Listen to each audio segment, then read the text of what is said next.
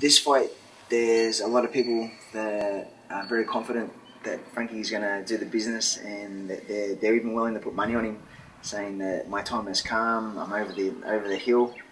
But I think they're going to be in for a big shock.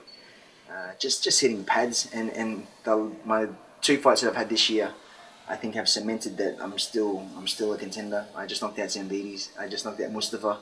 Mustafa's a tough dude. Zambides is a tough guy.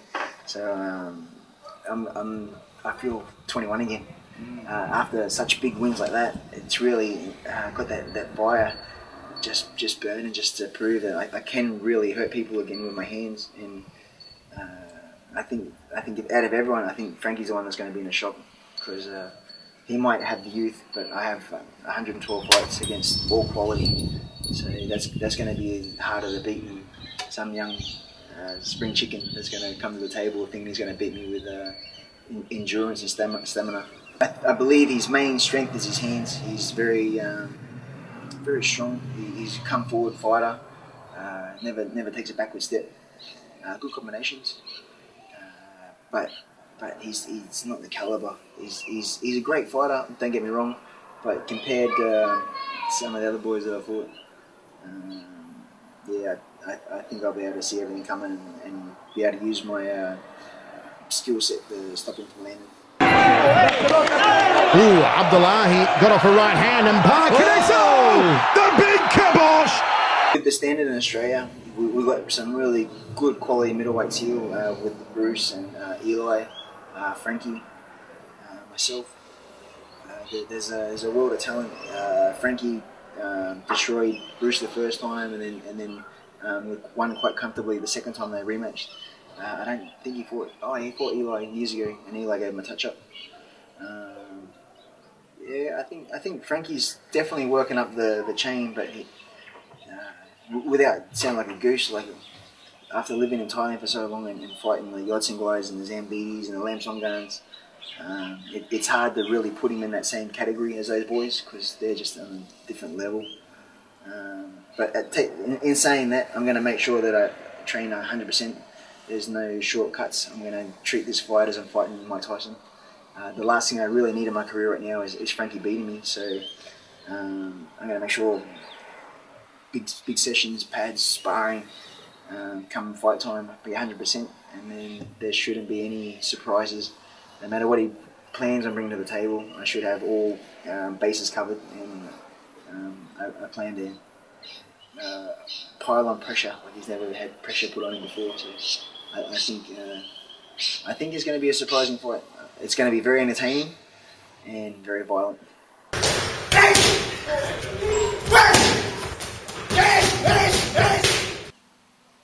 For what would happen if Frankie beats me? What happens to my career? Not much. I've got a few more fights planned. If he did happen to beat me, I'd reassess. I'd check out the situation that I messed up on. I'd get back in the gym. I'd make sure it doesn't happen again. But I really can't see it happening. I've worked so hard. My defense is strong. I've seen him fight multiple times, so I know what he's bringing to the table. I know exactly how he's going to fight me. But he's not a versatile fighter. He's very one game plan sort of guy. He mixes up a little bit, but it's pretty much all the same. So yeah, if he beats me, he beats me, but I can't see it happening. I've done the hard yards. My confidence is an all-time high after the two fights I've had this year. And I know how hard I'm hitting. I know how fit I'm about to become. I'm almost there already, but I know how much fitter I'm going to be in the next couple of weeks. I think just experience-wise, you can't beat experience. So Frankie's done great. I think he's had 50 fights, where I've had 112. So I've faced every single possible opponent out there already. So and all good quality. I don't think I've had many easy ones out of that lot.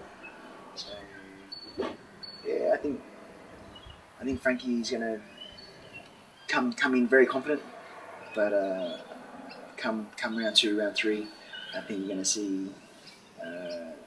I'm definitely going to take that away from him early and have him on the back foot and have him doubting himself come round 3. And listen to this! The biggest crowd in Australian Muay Thai history is giving it up to the biggest star of all! On Evo, on December the 3, we've both entered the ring. The referee's going to bring us both together. So I have a tendency of staring people in the eyes when it's time to punch on. I like to see if they look away, if they're going to look me straight back. But yeah, what goes through my mind is just of where you are in your own headspace. So if there's any small bit of doubt, that's my fuel to the fire, and I'm going to make sure that if I can play some mind games, that's definitely going to be to my advantage. So yeah, we could see a couple of surprises this one. I tend to get in his head early, and then just working up from there. Well, there can be no doubt that the skill, the popularity of Wayne Parr, and tonight he showed why he is. December 3, 2011, Evolution 25 is coming to Brisbane once again. It's going to be an absolute amazing show from all the way from the first fight to the last. Every single fight's main event worthy anywhere across Australia. The main event is myself and Frankie Georgie. He's a great competitor. He's going to be doing everything he can in his ability to knock me out or smash my face in. Whereas I'm going to be doing exactly the same thing. I'm going to be coming to the ring as fit as possible, with bad intentions of causing as much damage to poor Frankie as possible, and hopefully winning by knockout, which every single person loves to see go into a fight promotion. It's going to be a great fight. I hope everyone in Queensland and even people in the state can fly in, because this is the best show of the year and probably one of the best Evo cards to date. So if you can come along, I'm sure it's going to be money well spent, and you'll be going home to your friends and ripping into them, telling them that they miss out and seeing something spectacular.